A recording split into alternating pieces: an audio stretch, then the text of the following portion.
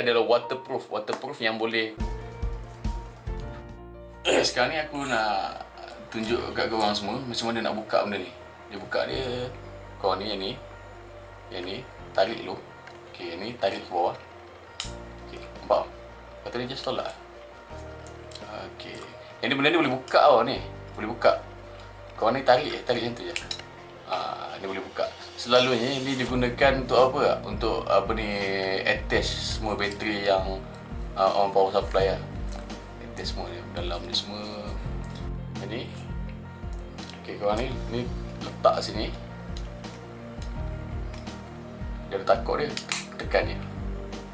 Tiga, lepas tu boleh masuk balik. Okey, ni sekarang ni akan tunjukkan korang cara dia masuk memory card. Okey, memory card sini, tempat dia kat tepi ni. Ni tak adalah pening nak cari memory card kat mana. Dia menggunakan micro SD. Ni micro SD lah. Okey, ni cara nak masuk dia. Pastikan memory card ni masa nak masuk tu dia menghadap macam ni. Dia macam ni lah. Lepas tu dia masuk macam biasa. Masuk ke lubang ni. Okey, ni masuk lubang ni dulu. Okey, just tekan je. Tekan guna kuku korang. Dia ada bunyi tek. Okey, dah masuk dah tu. Sekarang ni bateri pula. Bateri pula sama. GoPro ni pastikan belah depannya ni. Masuk aja biasa. Just tekan. Nanti dah keluar cahaya tu. Lama. Betul. Tak apa. Ini dia masuk yang tu. Okey. Tekan dia betul-betul. Tekan dia betul-betul, dia ketat sikit kita tolak. Okey, dah boleh tu. Okey, ni boleh on kan dia punya kamera. Cara nak on. Sekarang ni ada power button kat belah tepi. Dia ada dua kan, kalau kau ambil belah tepi ni.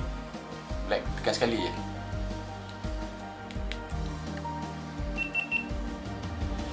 Okey. Ini dia punya view, tak apa yang ni aku sendiri. Atas ni untuk record. Just tekan untuk record lah. Macam ni lah, depan ni ada view dia. Korang guna berapa. Ni sekarang. Okay.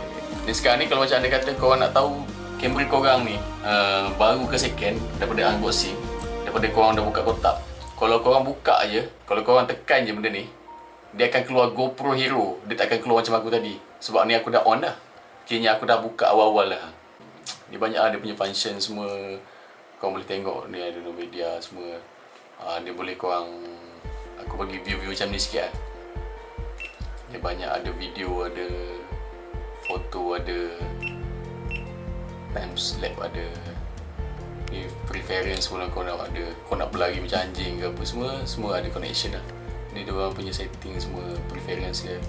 Dia ada general voice connection, touchscreen, regional, reset button, semua ada kat sini. Okey, untuk video ni insyaAllah doa-doakan untuk penghasilan video seterusnya. Tak apa, aku tunjuk yang ni dulu lah. Tapi mantap boy.